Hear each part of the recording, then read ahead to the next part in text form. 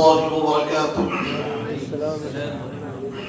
نحمده ونصلي ونسلم على سيدنا ومولانا محمد رسوله النبي الأمين المكين الحنين الكريم الرؤوف الرحيم. أما بعد، أعوذ بالله من الشيطان الرجيم. بسم الله الرحمن الرحيم. وما لأحد عنده من نعمة تجزى إلا ابتغاء وجه ربه الأعلى ولسوف يرضى. وقال سبحانه وتعالى في مقام آخر: إنما يريد الله ليذهب عنكم الرجس أهل البيت ويطهركم تطهيرا. صدق الله العظيم. قال الله سبحانه وتعالى في شان حبيبه وعظمة رسوله: إن الله وملائكته يصلون على النبي يا أيها الذين آمنوا صلوا عليه وسلموا تسليما. اللهم صل وسلم وزد وبارك على حبيبك سيدنا ونبينا ومولانا محمد وعلى آله وأصحابه وأزواجه وذرياته وأهل بيته وعلماء ملته وشهداء محبته ومشايخ ملته وأولياء أمته أجمعين. لي خمسة أطفي بها حر الوباء الحاطمة: المصطفى والمرتضى وابناهما والفاطمة. بیگم یہی تو پانچ ہے مقصود کائنات: خیر النساء حسین و حسن مصطفیٰ علی. محترم بزرگوں اور عزیز دوستوں، شہ نشین پر تشریف فرما پیر طریقت رہبر راہ شریعت حضرت العلامہ مولانا الحاج الحافظ سید شاہ کلیم اللہ قادری لطیفی صاحب قبلہ، بانی و محتمم مدرسے انوار العلوم محبوبیہ ملحقہ جامعہ نظامیہ، وہ امام و خطیب مسجد اعظم حضرت مولانا شیخ سلطان صلاح الدین صاحب تاجی، و حضرت العلامہ مولانا حافظ و قاری محمد ندیم قادری صاحب قبلہ مدد اللہ العالی، و جمیع اراکین مسجد کمیٹی ہذا و معزز طلباء مدرسہ انوار العلوم محبوبیہ. آج ہم جس مجلس میں جس محفل میں حاضر ہیں، یہ محفل خاتون جنت حضرت سیدتنا فاطمہ الزہرا رضی اللہ عنہا وعلیہ السلام کی مجلس ہے، اور حضرت سیدنا ابو بکر الصدیق رضی اللہ تعالی عنہ کی مجلس ہے.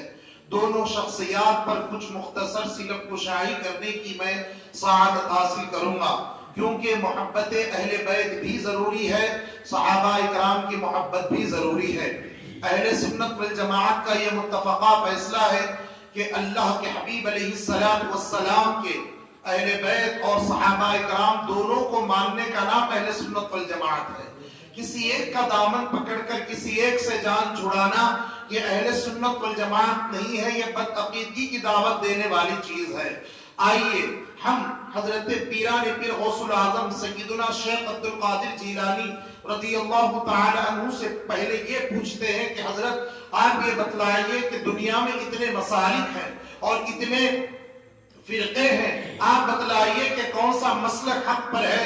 تو حضور پیران پیر غوث العظم دستگیر رضی اللہ عنہ اپنی کتاب غنیت الطالبین کے اندر تمام فرقہ باطلہ کا ذکر کرتے ہوئے آخر میں آپ یوں رقم تراز ہوتے ہیں کہ اہل سنت ہی اہل جنت ہے. یہ حضرت پیران پیر غوث العظم دستگیر نے فرمایا. اب اہل سنت والجماعت کی جب ہم تشریحات کو دیکھتے ہیں تو جہاں ہمیں سرکار مدینہ صلی اللہ علیہ وسلم کے اہل بیت نظر آتے ہیں تو وہیں ہمیں اللہ کے حبیب علیہ السلام کے صحابہ کرام کی مقدس جماعت نظر آتی ہے. معزز بزرگوں اور دوستو، کون ہے سیدہ کائنات فاطمہ الزہرا سلام اللہ علیہا؟ یہ کون ہے؟ یہ آقا کریم علیہ السلام کی شہزادی ہے. سیدنا امام حسن و حسین علیہ السلام کی والدہ ہے. یہ زوجہ ہے حضرت سیدنا علی بن ابی طالب کرم اللہ وجہہ الکریم کی. سیدتنا فاطمہ الزہرا سلام اللہ علیہا آقا علیہ السلام کو اتنی محبوب تھی، اتنی پسندیدہ تھی. اللہ کے حبیب علیہ السلام کی یہ عادت مبارکہ تھی، جب کبھی آقا علیہ السلام اپنے در دولت سے سفر کے لیے نکلتے تو سب سے اخیر میں اپنی شہزادی نور نظر لخت جگر سیدتنا فاطمہ الزہرا سے ملاقات کرتے. جب آقا واپس آتے تو اختیار فرماتے سب سے پہلے اپنی شہزادی فاطمہ الزہرا رضی اللہ عنہا سے ملاقات کرتے. یہی نہیں میں آپ کو بتلاؤں اللہ کے حبیب علیہ السلام کی ذات مبارکہ وہ ذات مبارکہ ہے جن کی تعظیم فرشتے کرتے ہیں, جن کی تعظیم جن و انس کرتے ہیں. کائنات کی ہر چیز آقا علیہ السلام کی تعظیم کرتی ہے. جب کوئی آقا کی خدمت میں آتا ہے تو وہ اس وقت تک کھڑے ہوتا ہے جب تک کہ اس کو بیٹھنے کا حکم نہیں ہوتا. یہ آقا علیہ السلام ہمیں بیٹیوں سے محبت کرنے کا درس بھی بتلا رہے ہیں اور شان خاتون جنت بھی بتلاتے ہیں. حدیث پاک میں آتا ہے آقا علیہ السلام جب کبھی آقا علیہ السلام سیدہ کائنات بی بی فاطمہ الزہرا کے گھر جاتے تو آقا علیہ السلام کو دیکھ کر سیدہ کائنات کھڑی ہو جاتی, آقا کا دست مبارک ہاتھ کو چومتی اور اپنی جگہ پر بٹھاتی.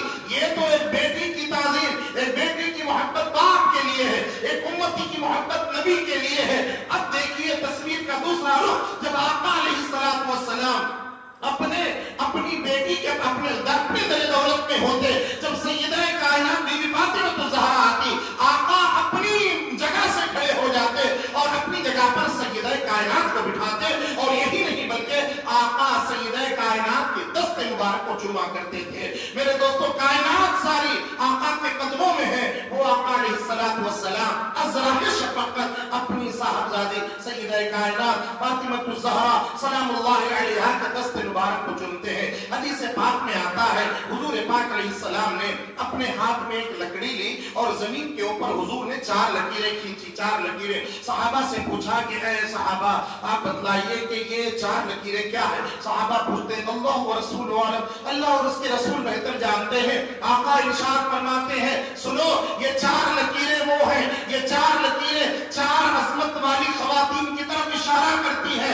صحابہ نے پوچھا یا رسول اللہ وہ کون ہے. حضور فرماتے ہیں سنو یہ جو پہلی لکیر میں نے کھینچی ہے اس سے مراد کوئی اور نہیں بلکہ میری زوجہ حضرت سیدتنا خدیجہ الکبریٰ رضی اللہ عنہا ہے. اور دوسری لکیر میں نے جو کھینچی اس سے مراد سیدہ کائنات فاطمہ الزہرا سلام اللہ علیہا ہے. اور تیسری لکیر جو میں نے کھینچی اس سے مراد کوئی اور نہیں بلکہ آسیہ بنت مزاحم جو فرعون کی بیوی تھی اس سے مراد یہ ہے. اور چوتھی لکیر مریم بنت عمران رضی اللہ عنہا ہے. یہ 4 خواتین کو ساری کائنات کی خواتین میں ان 4 خواتین کو اللہ نے بلند و بالا مقام عطا فرمایا. اب سیدہ کائنات کو ان میں انفرادیت کیسی اور اس کے اندر کیا خصوصیت ہے اب آپ سماعت فرمائیے. میں زیادہ تفصیل میں نہیں جاتا, صدیق اکبر رضی اللہ عنہ پر بھی کشائی کرنا ہے. میرے آقا علیہ السلام وصال مبارک سے تھوڑا پہلے آقا علیہ السلام اپنی لخت جگر سیدتنا فاطمہ الزہرا سلام اللہ علیہا کو اپنے پاس بلایا. یاد رکھیے آقا علیہ السلام کو 4 بیٹیاں ہیں. بڑی بیٹی حضرت زینب رضی اللہ عنہا اور دوسری بیٹی حضرت رقیہ رضی اللہ عنہا, تیسری صاحبزادی حضرت ام کلثوم رضی اللہ عنہا اور چوتھی صاحبزادی حضرت فاطمہ الزہرا سلام اللہ علیہا. یہ 4 صاحبزادیوں میں 3 صاحبزادیاں اللہ کے حبیب علیہ السلام کی ظاہری حیات مبارکہ میں پردہ فرما چکی تھی. اب ایک صاحبزادی حضرت سیدتنا فاطمہ الزہرا سلام اللہ علیہا اکیلی بقید حیات میں. اللہ کے حبیب علیہ السلام آپ کے بارے میں ارشاد فرمایا کرتے تھے فاطمہ بضعۃ منی, فاطمہ میرا جگر کا ٹکڑا ہے, فاطمہ میری جان کا ٹکڑا ہے. من آذاہا فقد آذانی, جو کوئی فاطمہ کو تکلیف دے گا گویا کہ وہ مجھے تکلیف دے رہا ہے. ومن احبها فقد احبنی, جو اس سے محبت کرتا ہے گویا کہ وہ مجھ سے محبت کرتا ہے. ایک موقع پر میرے آقا علیہ السلام نے فرمایا میں نے اپنی بیٹی کا نام فاطمہ رکھا اور اللہ فاطمہ اس کو کہتے ہیں جو دوزخ سے آزاد ہو اور اس سے محبت کرنے والے بھی آزاد ہو.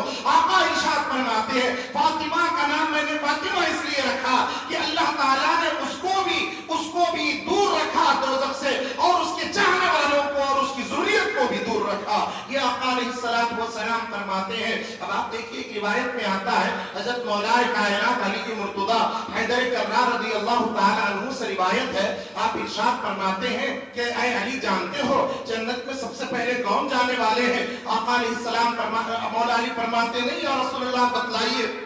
سرکار فرماتے ہیں سنو جنت میں سب سے پہلے میں اور اے علی تم اور فاطمہ اور حسن و حسین یہ ایک ساتھ سب سے پہلے جنت میں جائیں گے.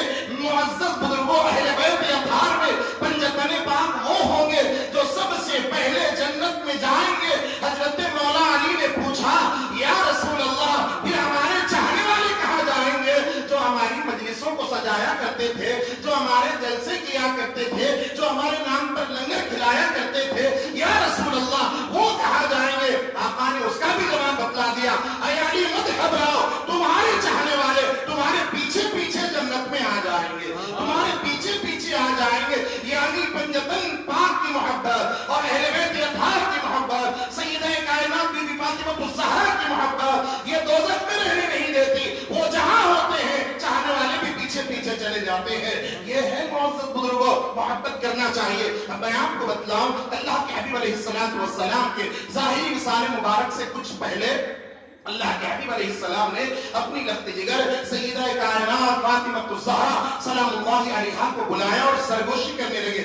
آقا ان کے کان میں کچھ کہنے لگے. بہت دیر تک گفتگو ہو گئی. حضرت ام المؤمنین عائشہ صدیقہ رضی اللہ تعالی عنہا پوچھتی ہے کہ اے خاتون جنت آپ یہ بتلائیے کہ جو ہے آپ کے بابا جان نے رسول اللہ نے آپ کے کان میں کیا گفتگو فرمائی, میں سننے کی مشتاق ہوں. حضرت فاطمہ الزہرا نے فرمایا نہیں, میں راز رسول کو افشا نہیں کرنا چاہتی, لہذا میں خاموش رہوں گی. چند دن گزرے, آقا علیہ السلام کا وصال ہوا.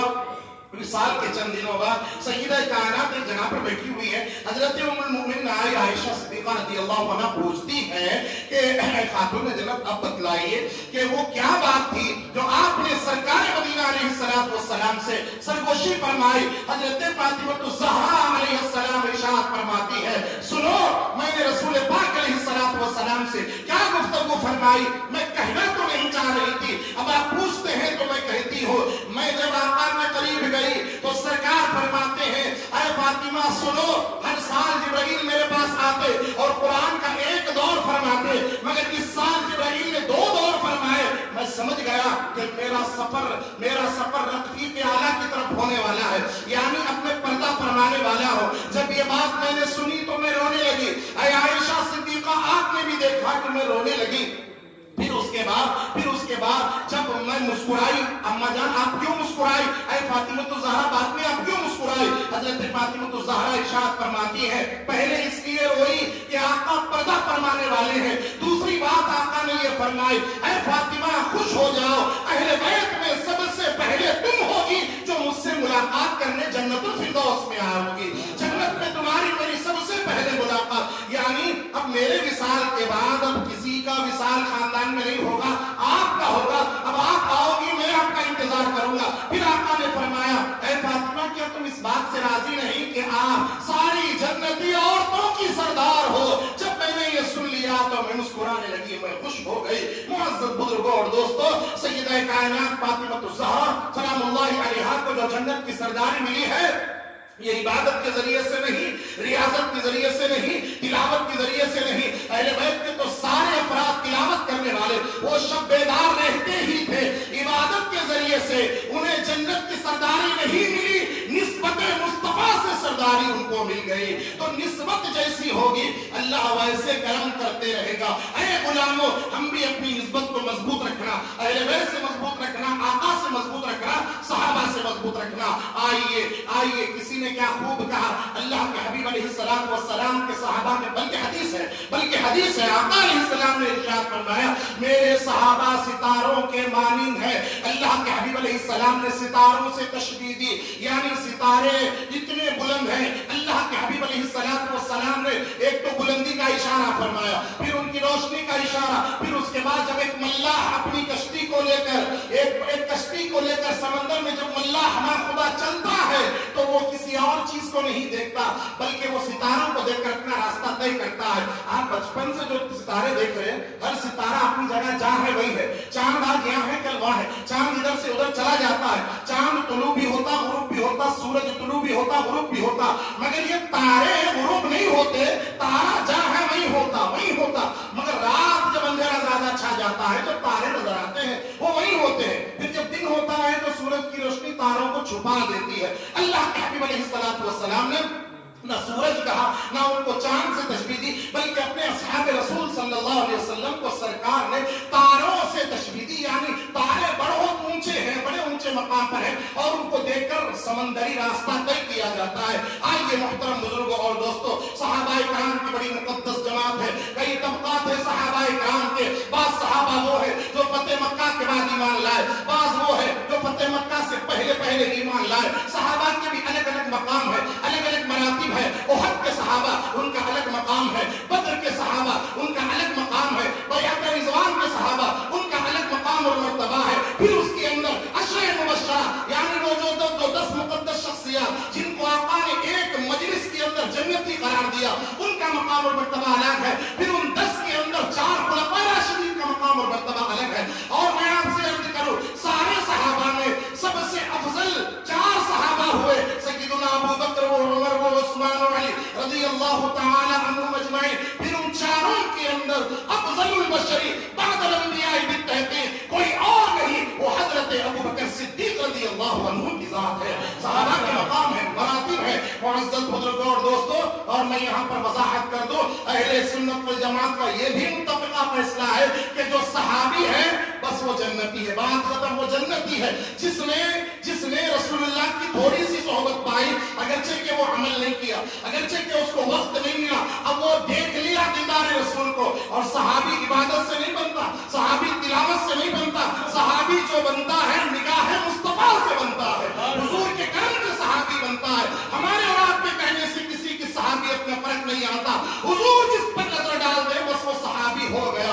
آقا اپنے زمانے میں جس پر نظر ڈال دے اور وہ ایمان پر رہا، اللہ کے حبیب علیہ السلام فرماتے ہیں کہ صحابہ جنتی. پھر قرآن کا فیصلہ وَكُلًّا وَعَدَ اللَّهُ الْحُسْنَى، اللہ نے سب کے ساتھ جنت کا وعدہ فرمایا. اب یہ تو ہو گئی عمومی صحابہ کی بات کہ جنت میں. پھر اس میں سے 10 صحابہ ہو جن کو اللہ کے حبیب نے سارے صحابہ میں سے الگ کیا کہ یہ عشرہ مبشرہ ہے. پھر ان میں سے 4 خلفائے راشدین، اجماع امت اس کے اوپر ہوا. پھر خلافت کہاں ختم ہوتی ہے؟ خلافت راشدہ سیدنا امام حسن مجتبی ابن علی ابن ابی طالب رضی اللہ تعالی عنہ پر یہ 36 سال سرکار دو عالم علیہ السلام کی ظاہری زندگی کے بعد کے 30 سال یہ خلفائے راشدین کا دور کہلاتا ہے. ان 5 خلفائے راشدین میں سب سے خلیفہ اول حضرت سیدنا ابو بکر صدیق رضی اللہ عنہ ہے. اور سنیے، یہ عقیدہ ہے اہل سنت والجماعت کا کہ حضرت ابو بکر صدیق رضی اللہ عنہ افضل البشر بعد الانبیاء، یعنی سارے انبیاء کے بعد افضل البشر ہے. افضل البشر یعنی سارے پیغمبروں کی جماعت جہاں ختم ہوتی ہے، سیدنا آدم علیہ السلام سے لے کر سیدنا عیسیٰ رحمہ اللہ علیہ السلام تک جتنے انبیاء ہیں، آقا علیہ السلام تو نبیوں کے سردار ہیں، وہ تو حبیب کردگار ہے. آقا کی بات نہیں کر رہا. سیدنا آدم سے لے کر سیدنا عیسیٰ تک جتنے صحابہ اکرام کی جماعت ہے، ان کے بعد اگر امت محمدیہ میں خلق خدا میں اگر کوئی فضیلت والا افضل اگر کوئی ہے تو وہ ابو بکر صدیق رضی اللہ عنہ ہے. یہی عقیدہ غوث پاک کا، یہی عقیدہ غریب نواز کا، بندہ نواز کا، یہی عقیدہ نظام الدین اولیاء کا، یہی عقیدہ سارے اولیاء کرام کا، جتنے اہل سنت والجماعت کی اولیاء ہے سب کا یہی عقیدہ. اور میں آپ کو بتلا دوں، حضرت ابو بکر صدیق اس لیے افضل نہیں ہے کہ آپ پہلے خلیفہ ہیں. ذرا غور سے سنیے، آپ اس لیے افضل نہیں ہے کہ آپ پہلے خلیفہ ہیں، بلکہ آپ پہلے خلیفہ اس لیے ہیں کہ آپ افضل البشر ہیں. آپ افضل البشر پہلے ہیں، خلافت تو بعد میں ہے. آپ کی جو افضلیت ہے وہ آقا علیہ السلام کے زمانے میں ہی اللہ نے ثابت فرما دیا. آئیے زمانے رسالت سے سنتے ہیں کہ آقا نے اپنے یار غار کے لیے کیا ارشاد فرمایا، کیا فرمایا آقا علیہ السلام نے. میں 2-3 باتیں عرض کرتی ہوں، اپنی بات کو ختم کرتا ہوں. دیکھیے، حضرت سیدنا ابو بکر صدیق رضی اللہ عنہ کس کو کہتے ہیں؟ ابو بکر. اصل نام ہے آپ کا عبداللہ. اور یہ کیا حسن اتفاق، یہ 4 خلفائے راشدین کے چاروں کے نام بھی عین سے شروع ہوتے ہیں. یہ کنیت ابو بکر ہے، کنیت یعنی نک نیم، پیار سے پکارا جانے والا نام ابو بکر ہے. اصل آپ کا نام عبداللہ. دوسرے خلیفہ حضرت عمر، ان کا نام بھی عین سے. تیسرے خلیفہ حضرت عثمان غنی، ان کا نام بھی عین سے. چوتھے خلیفہ حضرت مولا علی ابن ابی طالب، ان کا نام بھی عین سے. کسی نے کیا بہترین تحریر لکھی، یہ 4 کا نام عین سے ہے، اس لیے ان کو ماننا بھی فرض عین ہے. فرض عین ہے، ماننا بھی فرض عین ہے. ان کا نام بھی عین سے. یہ بکر اس کو کہتے ہیں، ابو بکر اس کو کہتے ہیں جو صداقت میں آگے، ابو بکر اس کو کہتے ہیں جو سخاوت میں آگے، جو وفا میں آگے، اطاعت میں آگے، وفا شیاری میں آگے، جو سب سے سبقت کرنے والا ہے اس کو ابو بکر کہتے ہیں۔ ابو بکر مانے نیکیاں کرنے میں سب سے آگے آنے والا، جلدی جلدی آنے والا۔ یا رسول اللہ آپ مقام بتلائیے صدیق اکبر کا۔ چلیے دیکھتے ہیں زمانے رسالت میں جائیے، 1400 سال پیچھے جائیے، آقا علیہ الصلوۃ والسلام اپنے در دولت کے صحن میں بیٹھے ہوئے ہیں اور ساتھ میں سیدتنا عائشہ صدیقہ رضی اللہ تعالی عنہا وہاں پر بیٹھی ہوئی ہے۔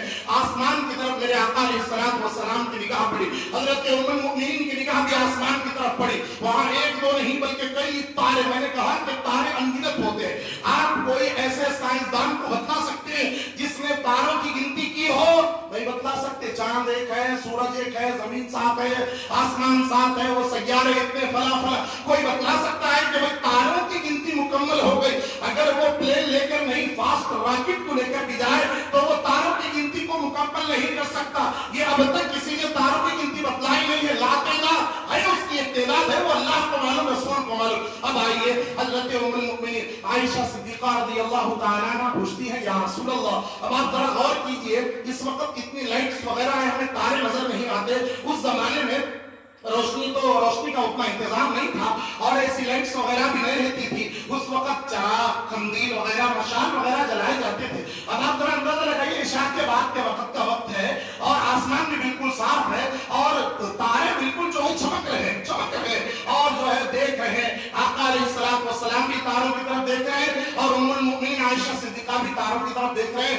آقا علیہ الصلوۃ والسلام سے ام المؤمنین نے ارشاد فرمایا یا رسول اللہ، کیا آپ کی امت میں کوئی ایسے بھی ہیں جن کے نیکیاں ستاروں کی گنتی کے برابر ہے؟ ایسا سوال کیا، یا رسول اللہ کیا آپ بتلا سکتے ہیں جتنے تارے ہیں کیا اتنی نیکیوں والا کوئی ہے؟ اللہ کے حبیب علیہ السلام فرماتے ہاں عائشہ، میری امت میں یہ شرف حاصل ہے کہ تارے جتنے ہیں ان تاروں کی نیکیوں کے برابر میری امت میں کوئی ہے تو وہ عمر بن الخطاب رضی اللہ تعالیٰ عنہ ہے۔ حضرت ام المؤمنین نے سمجھا کہ ہو سکتا ہے میرے والد بزرگوار کا نام لیں گے، پھر تھوڑی دیر گزر گئی، یہاں عمر رضی اللہ عنہ کی فضیلت معلوم ہو گئی۔ اب ام المؤمنین نے پوچھا کہ یا رسول اللہ، پھر میرے والد ابو بکر صدیق این حسنات ابی، ایسے الفاظ ہیں حدیث میں، یا رسول اللہ میرے والد ابو بکر کی نیکیاں کہاں ہیں؟ تاروں کی گنتی کے برابر نیکیاں اگر کسی کی ہے تو عمر کی ہے، پھر میرے والد بزرگوار کی نیکیاں کتنی ہیں بابا، کتنی ہے یا رسول اللہ؟ آپ ذرا بتلائیے، قربان جائے۔ اللہ کے حبیب علیہ السلام ارشاد فرماتے ہیں اے عائشہ سنو، اللہ کے حبیب علیہ السلام فرماتے ہیں عائشہ سنو، ابو بکر کی ایک نیکی ایک طرف، عمر کی ساری نیکیاں ایک طرف۔ عمر نے ایسی نیکیاں کمائی ہے، ابو بکر نے ایسی نیکیاں کمائی ہے، ابو بکر کی ایک نیکی ایک طرف، عمر کی ساری نیکیاں ایک طرف۔ اب یہاں پر ہمارا ایک عقدہ حل ہو گیا، ہمیں یہ بھی معلوم ہو گیا کہ ام المؤمنین نے پوچھا کہ یا رسول اللہ تاروں کی گنتی کے برابر کس کی نیکیاں ہیں؟ معلوم یہ ہوا مصطفیٰ کریم تاروں کی گنتی کو بھی جانتے ہیں، اپنے غلاموں کی نیکیوں کو بھی جانتے ہیں کہ کون کتنی نیکیاں کر رہا ہے۔ اور میرے دوستو اس کے اب نیکیاں کہا، عمل نہیں کہا۔ عمل میں نیکی میں فرق ہوتا، عمل میں نیکی میں فرق ہوتا، یہ بات کو ذہن میں رکھو۔ قرآن مجید کہتا ہے عاملۃ ناصبہ تصلی نارا حامیہ، بہت سارے عمل کرنے والے ایسے ہوں گے جن کے عمل کہاں جائیں گے؟ دوزخ میں۔ تصلی نارا حامیہ، اے مولا نیکیاں عمل تو چلے جائیں گے، بہت سارے عمل کرنے والے ایسے ہوں گے جن کی عمل دہکتی ہوئی آگ میں جائیں گے، پھر قبول کیا ہوگا؟ اس کا جواب سورۃ الملک میں دیا گیا الذی خلق الموت والحیات لیبلوکم ایکم احسن عملا۔ اللہ نے موت و حیات کو اس لیے پیدا کیا تاکہ وہ دیکھے، وہ آزمائے کہ تم میں حسن عمل کون کرتا ہے۔ ایک ہے کثرت عمل، ایک ہے حسن عمل۔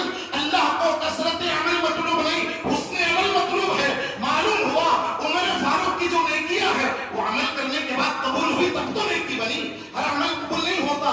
نیکی اسی کو کہتے ہیں جو اللہ کی بارگاہ میں قبول ہو۔ عمر فاروق کی اتنی نیکیاں ہیں، عمل نہیں نیکیاں اتنی ہیں جو تاروں کی گنتی کے برابر ہیں۔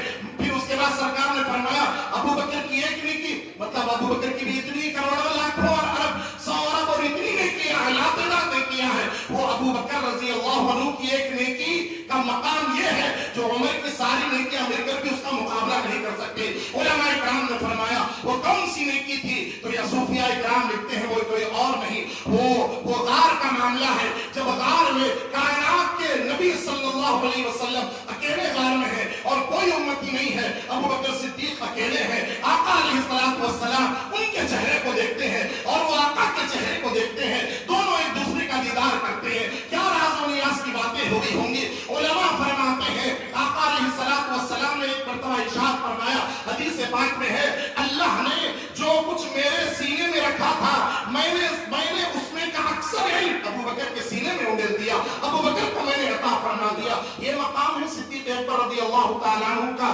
اس میں تفریق نہیں کرنا. اور سنو، فضیلت اور افضلیت میں نہیں جھگڑنا. اہل سنت والجماعت کا متفقہ فیصلہ ہے، فضیلت اپنی جگہ ہے صاحب.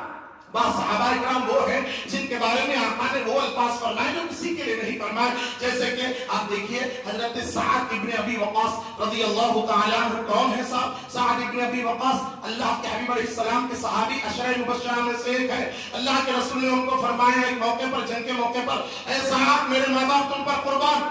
یہ لفظ آقا نے کسی کو نہیں فرمایا. اس کو جزوی فضیلت کہتے ہیں، جزوی فضیلت. اسی طریقے سے مولا علی کو سرکار نے فرمایا من کنت مولا ہو فہذا علی بن مولا، جس کا میں مولا علی اس کے مولا. یہ جزوی فضیلت. آقا کے 4 بیٹیاں اللہ کے حبیب علیہ السلام کی 2 بیٹیوں سے نکاح کون کیے؟ عثمان غنی. اس لیے آپ کو ذوالنورین کہا جاتا ہے. ذوالنورین کوئی اور صحابی نہیں ہوئے، اس کو کہتے ہیں جزوی فضیلت. اب دیکھیے تمام فضیلتوں کے باوجود یہ اہل سنت والجماعت کا عقیدہ ہے سب میں افضل البشر بعد الانبیاء اگر کوئی ہستی ہے تو حضرت سیدنا ابو بکر صدیق رضی اللہ تعالیٰ عنہ ہے. احادیث تو آپ کی شان میں بہت ہے.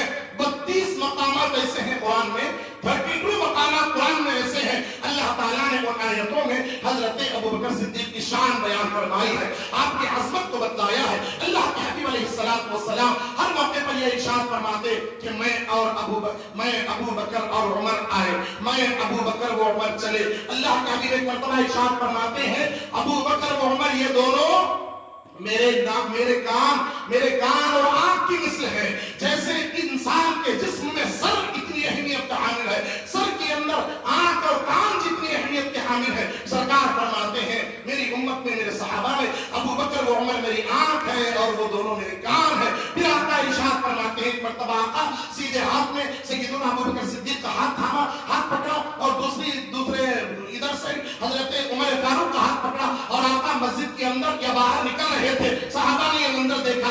رسول اللہ علیہ السلام نے ارشاد فرمایا اے صحابہ سنو، جس طریقے سے میں ابو بکر اور عمر اس طریقے سے مسجد میں داخل ہو رہے ہیں، جنت میں بھی ایسے ہی ہم داخل ہوں گے. اور کہاں دفن ہے صدیق اکبر رضی اللہ تعالیٰ عنہ؟ حضرت ابو بکر صدیق وہاں دفن ہے. بعض گستاخوں کو ہم نے دیکھا مدینہ منورہ جانے کی توفیق تو ہوئی، آقا کو سلام کرنے کی توفیق تو ہوئی، مگر یار مزار کو سلام کرنے کی توفیق نہیں ہوئی. ارے تیرا جاتا ہے ان کا کچھ نہیں بگڑتا.